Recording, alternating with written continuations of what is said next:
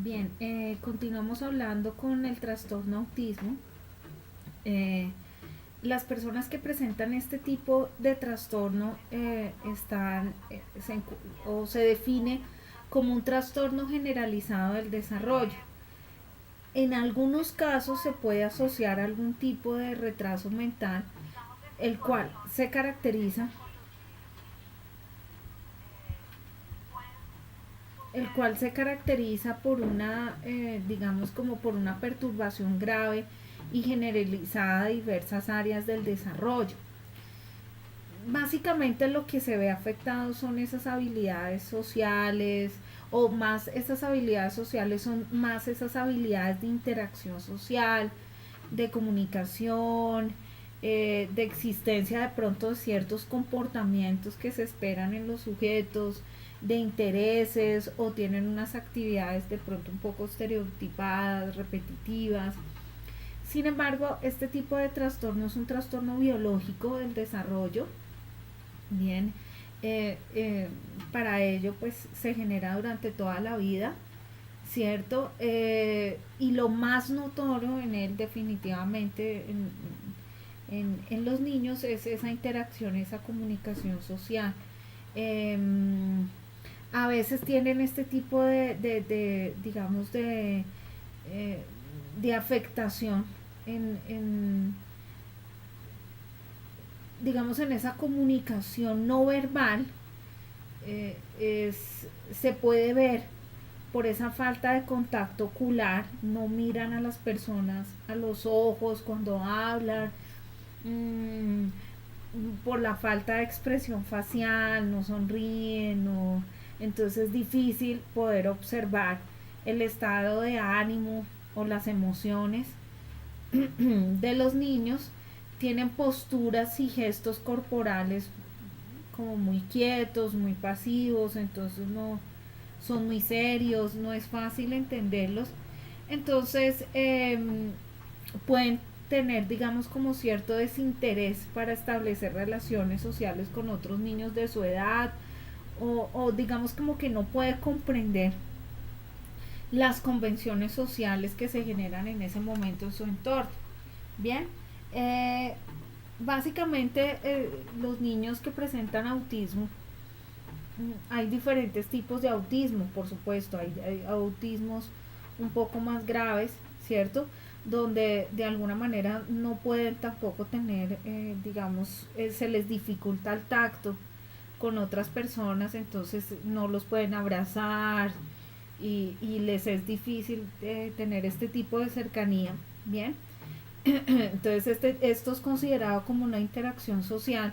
Entonces agarrarse, abrazarse, mantener una conversación.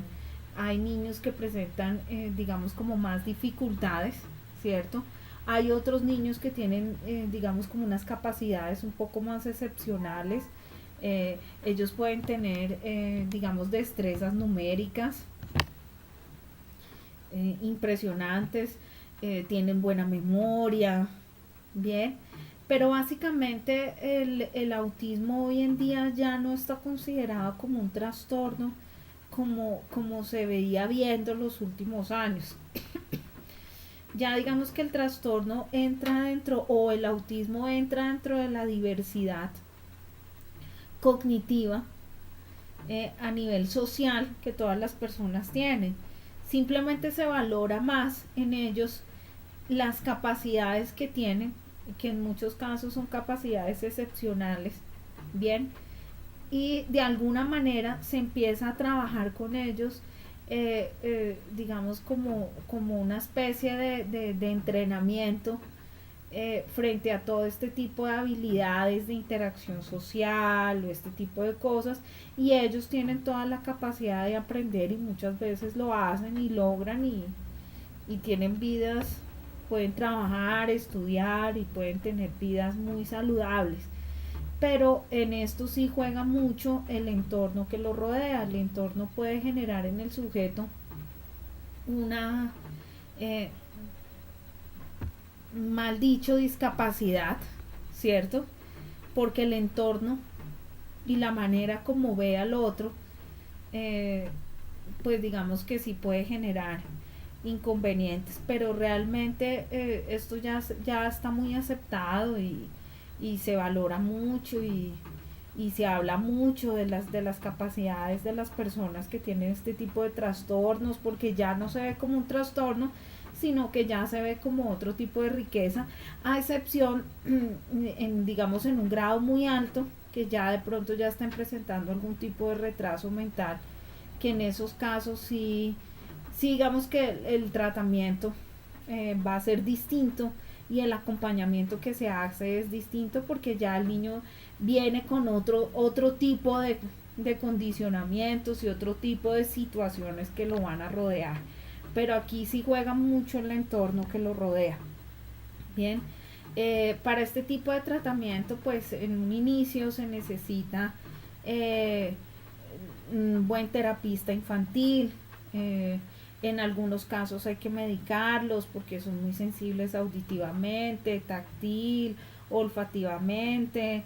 Entonces de pronto sí necesitan acompañamiento psiquiátrico o neuropsiquiátrico. Digamos que este tipo de síntomas desconectan un poco, los hace desconectarse un poco del mundo que los rodea.